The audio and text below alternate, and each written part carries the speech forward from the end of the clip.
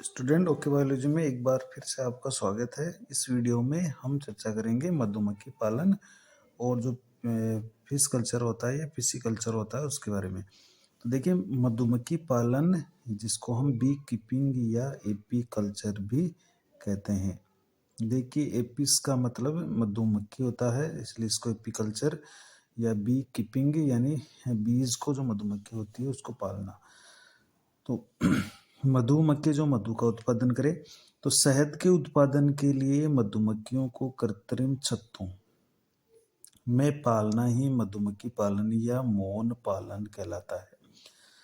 तो देखिए, अपन मुख्य रूप से इसमें दो उत्पाद प्राप्त करते हैं, शहद और मोम। तो मुख्य उत्पाद होता है वो शहद होता है। तो शहद के उत्पादन के लिए मधुमक्खियों को जो कृत्रिम छत्ते होते हैं उनमें पाला जाता है, इसे हम मधुमक्खी पालन या मौन पालन कहते हैं। देखिए, मधुमक्खी पालन एक कुटीर उद्योग है जो प्राचीन काल से ही चला आ रहा है। तो एक कुटीर उद्योग की तरह है ये। तो हम पशुपालन या अपनी खेती के साथ मधुमक्खी पालन एक्स्ट्रा करके अतिरिक्त जो इनकम होती है या आर्थिक स्रोत के रूप में उसको इस्तेमाल कर सकते हैं।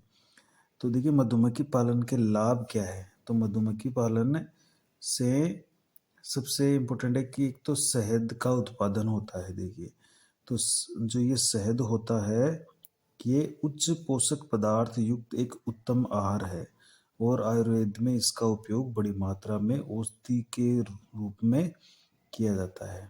तो बहुत सारी औषधियाँ हैं, जैसे खांसी जुकाम है या रुधिर को फिल्टर करने वाली है या रुधिर को उत्पादन करने वाली औषधियों के रूप में। तो आयुर्वेद में इसका इस्तेमाल बहुत तरीके से किया जाता है और एक औषधि के रूप में शहद का इस्तेमाल होता है। तो शहद का उत्पादन मधुमक्खी पालन का एक मुख्य उत्पाद है। दूसरा इसका उत्पाद है मोम का उत्पादन। तो देखिए, प्राकृतिक मोम उत्पादन करते हैं और जिसका उपयोग है विभिन्न प्रकार के पॉलिश उद्योगों में किया जाएगा।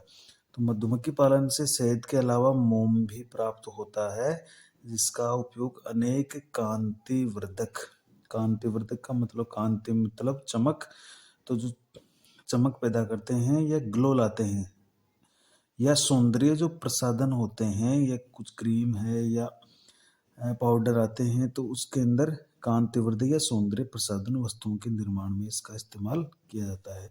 मोम का उपयोग विभिन्न तरह के पॉलिश उद्योगों में भी किया जाता है। तो चूंकि मोम एक प्राकृतिक वो पदार्थ की तरह काम करता है, इसलिए इसका उपयोग कई सारे पॉलिश उद्योगों में भी ये इस्तेमाल किया जाता है। और तीसरा इसका महत्वपूर्ण हमें फायदा होता है परागकण की क्रिया। तो मधुमक्खियाँ परागकणों के स्थानांतरण का कार्य करती है, जिससे पादपों में अच्छा निषेचन होता है और उत्पादकता बढ़ती है। तो जो परागकण की क्रिया होती है, परागकणों को पुष्प की वर्तिकाग्र तक पहुंचाने की प्रक्रिया, वो सबसे अधिक है वो मधुमक्खियां करती है। तो इससे निषेचन अच्छा होता है पौधों के बीच में और जो उत्पादकता होती है वो भी बढ़ जाती है। तो मधुमक्खी पालन से शहद का उत्पादन होता है, मोम का उत्पादन और फसल की जो परागण की क्रिया होती है वो भी बहुत अच्छे से संपन्न होती है। तो फसल भी अच्छी होती है और इसके साथ साथ फसल के साथ साथ हमें अतिरिक्त आर्थिक महत्व के उत्पाद शहद और मोम भी प्राप्त हो जाते हैं। तो मधुमक्खी पालन करना बहुत ही एक सरल कुटीर उद्योग है। इसको आसानी से अपनी कृषि के साथ या अन्य जो दैनिक कार्य उसके साथ अपन इसको पाल सकते हैं और इसका इस्तेमाल कर सकते हैं। देखिए, मधुमक्खी पालन के लिए प्रमुख जो जातियां होती हैं मधुमक्खियों की, वो कौन कौन सी है, तो इसके बारे में चर्चा करेंगे। तो ये एक महत्वपूर्ण बात है कि हम मधुमक्खी पालें तो कौन सी जाति का इस्तेमाल करें। तो देखिए, हमारे भारत में मुख्य रूप से कौन कौन सी जातियाँ हैं। तो फर्स्ट है एपिस डोरसेटा, या इसको हम रोक मधुमक्खी कहते हैं। देखिए, एपिस डोरसेटा या रोक बी, देखिए सबसे बड़े आकार की मधुमक्खी है जो हम बहुत सारे फूलों पर इसको मंडराते हुए देख सकते हैं। ये बड़े आकार की मधुमक्खी होती है जिसको एपिस डोरसेटा कहते हैं। ये सर्वाधिक मात्रा में शहद का उत्पादन करती है। एक एक छत्ते में 15 से 20 किलो तक भी शहद हो सकता है। लेकिन इसका एक नेगेटिव पॉइंट है कि ये बहुत ज़्यादा गुस्सेल और प्रवासी प्रकृति की होती है। गुस्सेल इसलिए बहुत जल्दी ये डंक मारने का काम करती है, गुस्सैल होती है, इसको गुस्सा बहुत जल्दी आता है और ये आक्रमण कर सकती है। और चूँकि प्रवासी प्रकृति की होती है, एक स्थान पर ये ज़्यादा दिनों तक ठहरती नहीं है और दूसरे स्थान पर बहुत ही जल्दी प्रवास कर जाती है। इसलिए इसको पालना संभव नहीं है। यानी गुस्सैल प्रवृत्ति के होने के कारण और प्रवासी प्रकृति के होने के कारण इसको पालना संभव नहीं है। दूसरी जो मधुमक्खी है वो है हमारी एपिस इंडिका, जिसको भारतीय मोना मक्खी कहते हैं। तो इसको एपिस इंडिका या इंडियन मोना बीबी कहते हैं। तो देखिए ये भारत में मिलने वाले एक छोटे आकार की व शांत स्वभाव की मधुमक्खी है, जिसे आसानी से पाला जा सकता है। तो भारत की अगर कोई प्रजाति है मधुमक्खी की और उसको पालने लायक है तो वो है हमारी एपिस इंडिका, जिसको भारतीय मोना मक्खी भी कहते हैं। ये भारत में पाई जाने वाली एक सामान्य प्रजाति है। देखिए भारत में लगभग ये जगह पर ही पाई जाती है और ये आसानी से पाली जाती है और घरों के आसपास ही इसके छत्ते हैं वो देखने को मिल जाते हैं। तो वो भारतीय जाति है एपिस इंडिका, जिसको हम केवल पाल सकते हैं और आसानी से इसको पाल सकते हैं। दूसरी जो इसके तीसरी जो प्रजाति है, देखिए तीसरी जो प्रजाति है वो एपिस फ्लोरिया है। देखिए जिसको हम भृंगा मक्खी भी कहते हैं।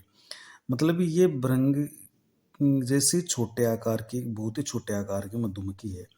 तो एपिस फ्लोरिया, जिसको भृंगा मधुमक्खी कहते हैं, ये आकार में सबसे छोटी होती है और देखिए बहुत डरपोक प्रकृति की होती है। इसलिए और ये शहद का उत्पादन भी बहुत कम करती है, इसलिए व्यापारिक दृष्टि से ये उपयोगी नहीं है। हाँ, इसको अपन पाल सकते हैं, लेकिन चूंकि इसका उत्पादन है वो बहुत कम है, इसलिए इसको व्यापारिक दृष्टि से अच्छा नहीं माना जाता है। और चौथी जो मधुमक्खी है वो है एपिस मेलिफेरा, जिसको यूरोपियन मधुमक्खी या मधुमक्खी भी कहते हैं या यूरोपियन मक्खी भी कहते हैं। देखिए सबसे बढ़िया अगर व्यापारिक दृष्टि से देखा जाए तो ये सबसे अच्छी मधुमक्खी है एपिस मेलिफेरा। देखिए शांत स्वभाव वाली मधुमक्खी है और एपिस इंडिका की अपेक्षा जो भारतीय मोना मक्खी है एपिस इंडिका, उससे 9 से 10 गुना ज़्यादा शहद बनाती है और शांत स्वभाव की भी है, शहद का उत्पादन भी ज़्यादा कर रही है, इसलिए व्यापारिक दृष्टि से सर्वाधिक उपयोगी है। और इसकी जो इटालियन किस्म है एपिस मेलिफेरा की, वो सबसे अच्छी मानी जाती है, सर्वाधिक महत्वपूर्ण है इसकी इटालियन जो किस्म होती है वो। तो अगर अपन बात करें इन चारों प्रजातियों में तो सबसे अच्छी जो पाई जाती है वो एपिस मेलिफेरा है। लेकिन अगर जैसे अपन भारतीय मधुमक्खी की बात करें तो भारतीय प्रजातियों में हम केवल एपिस इंडिका को ही पाल सकते हैं। आगे देखते हैं मधुमक्खी का सामाजिक संगठन। देखिए ये एक बहुत महत्वपूर्ण बात है कि मधुमक्खी एक सामाजिक कीट है, एक सोशल एनिमल है। इसकी कॉलोनी जो होती है उसमें विकसित सामाजिक संगठन पाया जाता है और ये जो मधुमक्खी होती है तीन अपने सामाजिक संगठन में तीन तरह का प्रभेद इसके अंदर कास्ट पाए जाते हैं। पहले देखिए रानी होती है, एक नर होता है और बहुत सारे श्रमिक होते हैं। तो ये इनके छत्ते के अंदर एक सामाजिक संगठन का एक रूप है, जिसमें एक रानी है, नर है जिसको ड्रोन भी कहते हैं और बहुत सारे श्रमिक पाए जाते हैं। तो देखिए रानी क्या होती है, पूरे छत्ते में एक बड़े आकार की रानी मक्खी होती है। ये निषेचित अंडों से विकसित होती है। इन्हें रॉयल जेली नामक उत्तम भोजन दिया जाता है और इसका प्रमुख काम है प्रजनन करना, सिर्फ अंडे देना, प्रजनन करना। तो जो ये रानी है ये मुख्यतः एक छत्ते में एक ही रानी मधुमक्खी होती है, काफी बड़े आकार की मधुमक्खी होती है। ये निषेचित अंडों से विकसित होती है और वो निषेचित अंडे जिनको एक बहुत ही उत्तम आहार या भोजन दिया जाता है, जिसको रॉयल जेली कहते हैं। तो रॉयल जेली को खा के ये रानी के अंदर कन्वर्ट होती है और इसका जो मेन जो फंक्शन है, ये कार्य है इसका, वो है प्रजनन करना।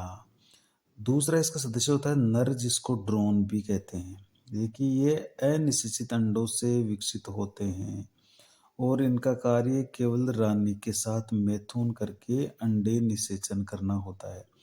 तो ये रानी के साथ मैथुन की क्रिया करते हैं और फिर इनका काम पूरा हो जाता है, ये खत्म हो जाते हैं। और मैथुन के बाद में अंडों का निषेचन हो जाता है। तीसरे जो इसके अंदर सामाजिक संगठन में जो इसका सदस्य होता है वो होता है श्रमिक या वर्कर्स। तो ये बहुत अधिक संख्या में, हजारों की संख्या में होते हैं। और जो अपन छत्ते के आसपास उड़ते हुए देखते हैं या जो काम कर रहे होते हैं, फूलों का रस ला रहे होते हैं, पानी ला रहे होते हैं, तो वो सारे वर्कर्स होते हैं। उनके पास खुद का डंक होता है और इसलिए वो छत्ते की और अन्य मधुमक्खियों की सुरक्षा भी करते हैं। तो ये बहुत अधिक संख्या में, हजारों की संख्या में होते हैं। ये निषेचित अंडों से उत्पन्न बंदे मादाएं होती है। देखिए, ये भी निषेचित अंडों से उत्पन्न होते हैं, लेकिन इनको रॉयल जेली नहीं खिलाई जाती है। तो रॉयल जेली नहीं मिलने से ये बंदे रह जाती है, ये जनन नहीं कर सकती। ये कॉलोनी के समस्त आंतरिक और बाहरी कार्य करते हैं। तो अंदर वाला जो कार्य, जैसे शहद बनाना हो, चाहे मोम बनाना हो, और बाहर से चाहे छत्ते की सुरक्षा करनी हो, चाहे फूलों का रस लाना हो, चाहे पानी लाना हो, ये सारे का बाहर के काम भी ये करते हैं। इनका कार्य होता है शहद का निर्माण करना, भोजन को इकट्ठा करना और छत्ते की सुरक्षा करना। ये श्रमिकों का यानी वर्कर्स का काम है और डंक भी इन्हीं के पास पाया जाता है। तो देखिए, 3 तरह के सदस्य हो गए, रानी, नर और श्रमिक। ये इनके सामाजिक संगठन के अंदर पाए जाने वाले 3 सदस्य होते हैं। एक चित्ते में ये 3 तरह के सदस्य पाए जाते हैं। अब मधुमक्खी पालन के लिए कुछ महत्वपूर्ण बातें हैं, देखिए वो ध्यान में रखना बहुत जरूरी है कि मधुमक्खियों की प्रकृति और स्वभाव का हमें ज्ञान होना चाहिए कि उनकी प्रकृति कैसी है, उसका स्वभाव कैसा है, शांत स्वभाव है या गुस्सैल स्वभाव है, और वो कितनी मात्रा में शहद का उत्पादन करती है। तो ये सारी हमें इसका ज्ञान होना चाहिए। छत्तों को रखने के लिए उपयुक्त स्थान का चयन होना चाहिए कि जहाँ पर उनको पुष्प भी मिले, फूल भी मिले, अपना शहद का निर्माण आसानी से कर सके, तो ऐसा स्थान अपन को चुनना चाहिए। मधुमक्खियों के जो समूह होता है, जो दल होता है, उसको पकड़ना और फिर उसको छत्ते में रखना, इसकी भी जानकारी व्यक्ति को होनी चाहिए। विभिन्न मौसमों में छत्तों की उचित प्रबंधन करना, यानी जो बरसात है या सर्दी है या लू है, तो उसमें किस तरह से छत्तों का प्रबंधन किया जाए, उनकी सुरक्षा की जाए, तो ये भी ध्यान रखने वाली बातें होती है। शहद और मोम का एकत्रीकरण, जब अपन शहद और मोम को इकट्ठा करते हैं तो उसको किस तरह से इकट्ठा किया जाए और फिर उनका किस तरह से रख रखाव करना चाहिए, ये भी बातें महत्वपूर्ण होती है, इनको भी जानना जरूरी होता है। तो ये मधुमक्खी पालन के लिए कुछ महत्वपूर्ण बिंदु है। तो देखिए, ये था हमारा एक मधुमक्खी का जो टॉपिक था वो ये था। इसके बाद में अपन पढ़ रहे हैं एक और महत्वपूर्ण टॉपिक जिसका नाम है मात्स्यिकी या फिशरीज। देखिए, मात्स्यिकी और मत्स्य पालन में कुछ फर्क है। मात्स्यिकी क्या है? एक बड़ा रूप है जिसके अंदर मछलियों और अन्य जो जलीय जीव होते हैं, चाहे वो झींगा हो, प्रॉन जिसको बोलते हैं, चाहे वो केकड़ा हो जिसको क्रेब बोलते हैं, या लोबस्टर हो, आदि का भी आदि को भी पाला जाता है, फिर उनको पकड़ा जाता है और फिर उनको बेचा जाता है। यानी मात्स्यिकी के अंदर, मात्स्यिकी एक तरह का उद्योग है जिसके अंदर मछलियां और मछलियों के साथ जो अन्य जलीय जंतु होते हैं, जैसे झींगा, केकड़ा, लोबस्टर, कुछ मोलस्क भी, तो उनको पालते हैं, फिर उनको पकड़ते हैं और फिर उनको बेचते हैं। ऐसे उद्योग को हम मात्स्यिकी या फिशरीज कहते हैं। तो ये जो तटीय इलाके होते हैं, समुद्र के तटीय इलाके या बड़े बड़े तालाब बना के ये काम किया जाता है। अब चूंकि फिशरीज के अंदर मुख्यतः सबसे ज्यादा अगर कोई जलीय जंतु पाला जाता है, पकड़ा जाता है या बेचा जाता है, तो वो मछलियां होती है। हालांकि मछलियों के साथ अन्य जलीय जीव भी होते हैं मात्स्यिकी में।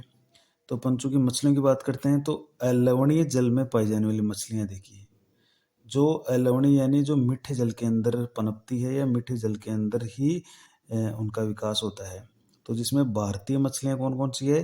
रोहू है, कतला है, मृगला है और कालबासु है। ये भारतीय जो देसी किस्म की जो मछलियां हैं, वो भी मीठे पानी में पाई जाने वाली, लवणीय जल में पाई जाने वाली मछलियां हैं। जबकि कुछ विदेशी मछलियां होती है जो लवणीय जल में पाई जाती है, जैसे कॉमन कॉर्प है, सिल्वर कॉर्प है और ग्रास कॉर्प है। तो इन सब की कॉर्प लगा हुआ है, कॉर्प मछलियां है और ये विदेशी है। जबकि देसी हमारी है रोहू, कतला, मरगला, कालबस। तो इनमें आपको कम से कम दो दो उदाहरण याद रखने हैं कि लवणीय जल में पाई जाने वाली भारतीय मछलियों के दो उदाहरण लिखिए, या लवणीय जल में पाई जाने वाली दो विदेशी नस्लों के नाम लिखिए। तो common carp, silver Corp, grass Corp, इनमें से आपको दो दो तो जरूर याद रख लेने हैं। फिर एक जैसे समुद्र के अंदर भी बहुत सारी मछलियां होती है, खारे पानी के अंदर। तो लवणीय जल की जो मछलियां होती है जो समुद्री जल में पाई जाती है वो कौन कौन सी है? जैसे वो हिल्सा है, सार्डिन है, मैकेरेल है, पोम्फ्रेट है। तो ये मछलियां भी खूब समुद्रों के अंदर खारे पानी में या लवणीय जल में पाली जाती है। तो लवणीय जल और अलवणीय जल दोनों के उदाहरण याद रखने हैं। या पूछा जा सकता है कि इसमें कौन कौन जैसे इनके मिक्स एक उदाहरण देकर इसके अंदर आपसे पूछा जा सकता है कि लवणीय मछलियाँ कौन सी है, अलवणीय कौन सी है, और अलवणियों में भारतीय कौन सी और विदेशी कौन सी है, इनको छांटिए। तो इस तरह का एक प्रश्न परीक्षा में पूछा जा सकता है। तो कम से कम दो दो उदाहरण आपको याद रखने हैं। देखिए, भारतीय अर्थव्यवस्था में मात्स्यिकी का महत्व क्या है? तो देखिए, बहुत बड़ा महत्व है, क्योंकि मत्स्य एक ऐसा उद्योग है जो तटीय राज्यों में विशेषकर लाखों मछुआरों और किसानों की आय और रोजगार प्रदान करता है। किसानों को आय या रोजगार प्रदान करता है। क्यों? क्योंकि जो तटीय इलाके होते हैं उनका रोजगार का और आय का मुख्य स्रोत ही मात्स्यिकी उद्योग है। वो दिन भर मछलियां पकड़ते रहते हैं, फिर उनको बेचते रहते हैं। तो ये उनका काम है और हजारों लोगों के लिए जीविका का एकमात्र साधन है। उनको जीविका इससे रोजगार मिलता है और अपने आय का स्रोत बनाते हैं इसको। जनसंख्या के एक बड़े भाग को खाद्य आवश्यकताओं की पूर्ति करता है। एक बहुत बड़ा वर्ग मानव का मछलियां और अन्य जीवों को अपना आहार बनाता है और इस कारण से खाद्य आवश्यकताओं की बड़ी मात्रा में पूर्ति ये मत्स्य उद्योग करता है। तो ये था अपना मत्स्यिकी, जिसके अंदर अपना मछलियों और अन्य जीव जंतुओं को साथ साथ पाल लेते हैं। देखिए, इसमें थोड़ा सा इसको डिफरेंस जो होता है वो अपन देख लेते हैं कि जैसे एक है मत्स्य पालन। देखिए, ये है मत्स्य पालन, हमने ऊपर पढ़ा था मत्स्यिकी, वो थोड़ा सा फर्क है। इसको पिसिकल्चर या फिश फार्मिंग कहते हैं, फिश फार्मिंग। तो यह केवल मछली पालन से संबंधित है। देखिए, जो मत्स्य पालन है वो केवल मछली पालन से है, जबकि मत्स्यिकी में मछली और जो अन्य जलीय जीव होते हैं उन सब का पालन किया जाता है। इस तो मत्स्य पालन या जिसको पिसिकल्चर बोल रहे हैं उसमें तो केवल हम मछलियों का ही पालन करेंगे। इसमें उपयोगी और उच्च उत्पादन क्षमता वाली मछलियों का पालन किया जाता है। एक वर्ड आता है कई बार जलकृषि, जो पहले भी आता है, जिसको अपन जल संवर्धन या इको फार्मिंग या एक्वा कल्चर भी कहते हैं। तो सिंपल सी बात है, जल कृषि नाम से स्पष्ट है, जल में होने वाली कृषि या खेती।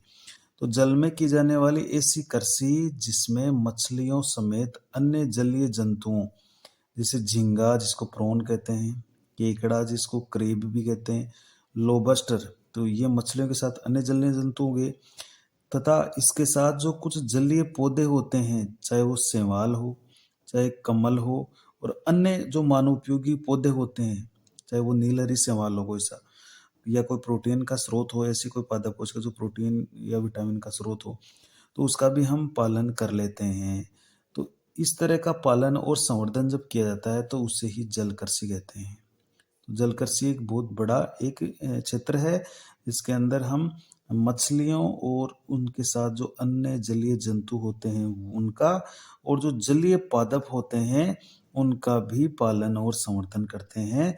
तो इसे ही हम जल कृषि कहते हैं। एक इसी का एक रूप और है कि समुद्री कृषि, जिसको मेराइन फार्मिंग या मेरीकल्चर भी कहते हैं। देखिए, मेराइन फार्मिंग या मेरीकल्चर भी कहते हैं। तो ये क्या होती है? समुद्री जल में उपयोगी, क्योंकि मेराइन का मतलब होता है यहाँ पर साल्टी या खारा पानी। तो जो खारे पानी में यानी समुद्री जल के अंदर जो हम जंतुओं के पौधों की खेती करेंगे वही होगी समुद्री कृषि। तो देखिए, समुद्री जल में उपयोगी जलीय जंतुओं और पादपों की कृषि। तो समुद्र में भी बहुत सारे जंतु रहते हैं और बहुत सारे शैवाल वगैरह पादप भी रहते हैं। तो उपयोगी जंतु और जो उपयोगी पादप होते हैं समुद्र के, उनकी खेती करना या उनकी कृषि करना समुद्री कृषि कहलाता है। ये जल कृषि का ही एक रूप है। और एक जो शब्द आता है बहुत बार, नीली क्रांति, जिसको ब्लू रिवोल्यूशन बोलते हैं, ये नीली क्रांति किससे संबंधित है? तो देखिए ये जलकृषि उत्पादन से संबंधित है और मुख्यतः ये मछली उत्पादन को बढ़ाने से संबंधित है। मछली उत्पादन जलकृषि क्योंकि पानी होने के कारण जैसे हम इनको पृथ्वी को नीला ग्रह भी बोलते हैं, तो ये एक नीली क्रांति है जल के अंदर होने वाली। और मुख्य रूप से जलकृषि में हम सबसे ज़्यादा अगर पालन करते हैं तो मछली पालन करते हैं, इसलिए मछली उत्पादन को बढ़ाने से संबंधित है ये, या हम ये कह सकते हैं कि ये जलकृषि से होने वाले उत्पादन से संबंधित है। तो नीली क्रांति का बढ़ना मतलब जलकृषि का बढ़ना या मछली उत्पादन में बढ़ोतरी होना, ये इसका एक द्योतक है या इसका एक संकेत है, प्रतीक है। तो नीली क्रांति हमारे जलकृषि या मछली उत्पादन से रिलेटेड होती है। तो इस वीडियो में हम मधुमक्खी पालन को कंप्लीट देख चुके हैं और जो मात्स्यिकी फिशरी उद्योग है उसको भी हम पढ़ चुके हैं, और इससे नेक्स्ट वीडियो में हम पादप प्रजनन या प्लांट ब्रीडिंग के बारे में पढ़ने वाले हैं। Thank you.